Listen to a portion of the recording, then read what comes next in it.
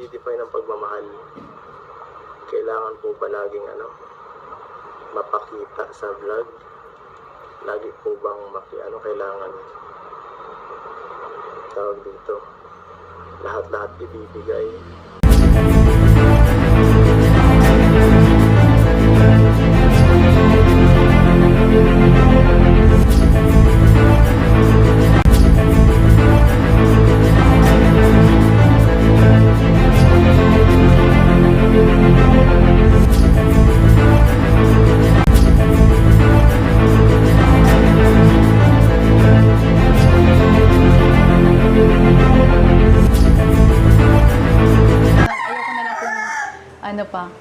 Mas sumaba pa yung pag-aasa nila sa sa EDSI na magkatuluyan. Okay. Tsaka po kuya, naapektuhan na rin po ako sa sa mga sinasabi po nila sa pamilya ko na wala naman pong katotohanan. Na hindi po totoo. Po kuya, sa lahat-lahat po ng pinagsamaan po namin ni Edo. Talagang totoo po ako dun.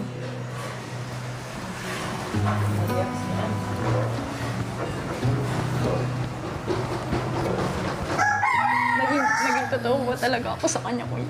Totoo pong nagkagusto po talaga ako kay kuya. Minahal ko din po talaga si Yung mga balbas natin, no? So dito kasi ang problema lang dito dahil si Kalingap Edu ay pumapatol sa mga basher, no? Or sa mga nagkokomento dito sa live comment section niya. So nangyayari syempre na hindi naman dapat sagutin pa niya yung mga sinasabi at mga inuutos, no, dito sa mga viewers na ito na mag-effort ka, no, yung pagmamahal mo ay kulang, no. Yun yung mga talagang sinasabi dito na dapat daw si Kalingap Edu ay mag-e-effort, no, magkukusa, yung gano'n mga balbas. Kaya nainis dito si Kalingap Edu, no? Siguro hindi na niya siguro napigilan at nasumosobra na siguro, pakiramdam niya ay talagang wala ang naintindihan yung iba, no, sa kanyang sinasabi at dito sa mga pinaggagawa niya or yung sa kanyang mga nagiging pag-e-effort or kumbaga kusang loob ng pagmamahal niya dito kay Beyonce, no, mga balbas natin. Siguro nakitaan niya na yung effort ay siya lang, no, nang gumagawa. Ito yung parang panunumpat ito, or hindi man sa panunumbat, yung parang kumbaga, di ba, hindi na niya siguro gusto at siya na lang daw ang laging nag-e-effort, no. So yun yung nangyari at siguro baka nakulangan siya kung ano ba yung balik na ibinigay ni Wensi sa kanya, kung kahit anong effort na ginagawa niya, ganito pa rin ang balik. Kasi nga, binabanggit niya dito, kahit nasa Hong Kong o kahit nasa ibang bansa sila, ay siya naman ay nagbibigay talaga ng, or siya ay nauunang mag-effort dito, no. Nauunang magbigay ng regalo, walang problema pagdating sa mga okasyon or something like na parang, di ba, kung kailangan ng regalo, ay nandun, no, present lagi si Edu at nagbibigay ito ng regalo. Pero pagdating nga dito at nakikita ng mga basher daw na umano ito ay kulang, no, kulang umano si Kalingap Edu ng effort, no, yung pinapakita dito. Kaya nga siya parang gusto niya talagang manunumbat or kumbaga, di ba, pinagsasabihan itong mga basher na ito, mga nagko-komento na huwag naman ganun, no. Ano pa ba yung pinagagawa ko? Ano pa ba ang dapat kong gawin, no? Ito yung sinasabi. Pero dumating sa punto na hindi naman dapat kailangan sagutin pa ni Kalingap Edu, kasi alam naman natin na dapat siya ay nakakaalam dito na mga balbas natin ay ang nangyari, pinatulan niya, no, which is na hindi na dapat mga balbas natin. At sinasabi dito, no, merong binabanggit si Kalingap Edu na nakakasira o sumira sa kanyang araw ay ito na, no. Hindi natin dahil pag sinasabi nito na yung sa kanyang sinasabi na di-distract or, di ba, sinasabi niya dito na nasisira ang kanyang araw dahil kay Beyonce lang at saka kay Kalingap Edu ay Kalingap Rob, ay masasabi natin talaga na pinapahalagaan niya talaga itong dalawa na ito, no. Kasi dahil diyan ay siguro sinasabi niyang na-distract ang kanyang schedule, no? Ito yung sinasabi niya. Pero yung pagdating dyan na basta pag sinabing Beyonce or pag sinabi ni Kalingap Rob na ito mag-shoot kayo or, di ba, meron tayong vlogs ay nandyan siya. Kahit pa anong busy niya sa pag-charity ay nandyan siya, at ihinto mo na yon, at dito tayo maunahin natin talaga si Kalinga Prab at yung kanyang di ba, mga obligasyon bilang isang parte o isang love team dito kay Beyonce, mga balbas natin, no? So yun nga, ay ang masama lang dito kasi pinapatulan niya talaga dito si Beyonce, or si yun, ito mga basher na ito, mga balbas natin. Effort sa mag-effort ka. Paano kung ako lang nag-effort? Mag-effort tayo kung binibigyan tayo ng tawag dito ng chance. Pero kung wala akong napapagod ang tao pag feeling niya wala siyang pag-asa.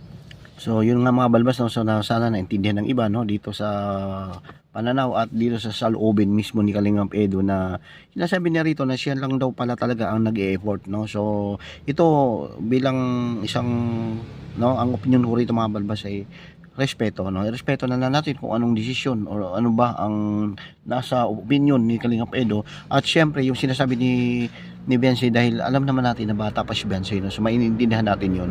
Nandun, no, mauna talaga adjustment bilang dahil mas matanda nga si Kalingap Edo, kaya magkakaroon talaga na ito na parang kumbaga siya talaga yung lahat na manguna, or siya talaga dapat ang mag-adjust dito, no? So effort, sinasabi ni Edo, tama yun, no? Siya talaga ang mag-effort dito dahil nga bata pa at hindi pa gaano maintindihan kung ano ba talaga ang pagmamahal, ano ba pag-ibig, ano ba ang dapat kong gawin, na which is na laging sinasabi dito ni Beyonce, mga balbas natin, no? So dito guidance galing kay Kalingap Edo ay napaka-importante, mahalaga para kay Beyonce. So nagkaroon lang ng hindi pagkakaintindihan dito, at dahil nga sa hindi siguro sila nag-uusap ng maayos, communication ay siguro dahil nga sa may mga basher pa na talagang sinasabi dito na sila pa yung nanggagatong, sila pa yung talagang yung usok ay pinaapuyan, no? So parang kumbaga, di ba, sila po ang sumira, no, nuwasak nung itong love team or itong mga nangyari at issue na ito, mga balbas natin.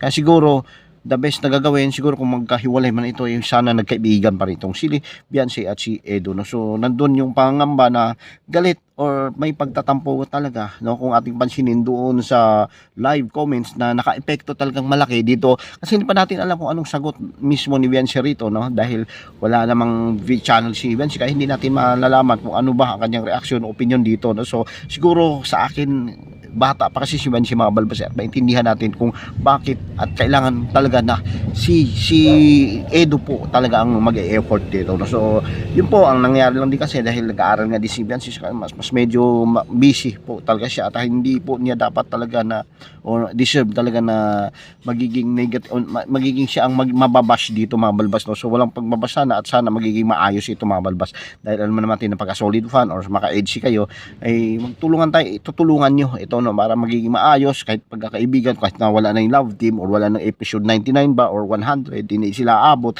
ay nandyan pa rin yung kasi malaki na po, habang panahon na po yung pagsasama nila, no, mga balbas, at ito na nga sinasabi ni Beyonce na talagang napamahal na siya dito sa kay Kalingap Edo, mga balbas natin, no? So yun po, anong naging epekto nito hindi natin alam, at baka magkakaroon pa ng medyo, kung halimbawa ay di ba matatagalan ito at walang response ito si Beyonce, ay siguro magiging kumbaga hindi natin alam at hindi natin maintindihan kung bakit nga ba ito nangyayari, mga balbas natin. So siguro sa basher, respeto, or sa mga nagkokomento ng negative para kay Edo at para dito kay Beyonce, no? So dapat maintindihan nyo ito, na itong pinagdaanan nila ngayon ay sana na masolusyonan, mga balbas natin, dahil yung pagsagot at pagbigay ng anong opinion ni Kalingap Edo dito sa live niya ay sana hindi ito maka-apekto pa, hindi pa magiging masama pa yung epekto dito pagdating sa side ni Beyonce o dito sa love team na ito,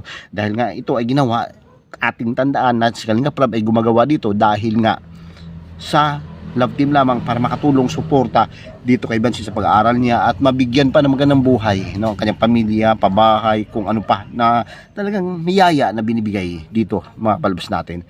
Kaya nito nagustuhan ng mga viewers, nagustuhan ng mga sponsors ang love team na ito, kaya naman, no, hindi ito basta-basta, at sana magiging maayos ito, mga balbas natin. Okay, so yun lang naman po ang ating reaction for sa ngayon. So yun po, at bibigay sana kayo ng at mag-like po at magbigay kayo ng komento, mag-iwan po kayo ng bakas nyo para ano man ay malalaman natin kung ano ba ang magiging reaction niyo dyan, opinion patungkol dito, mga balbas natin. Thank you, God bless, at mabuhay po tayong lahat. Bye bye.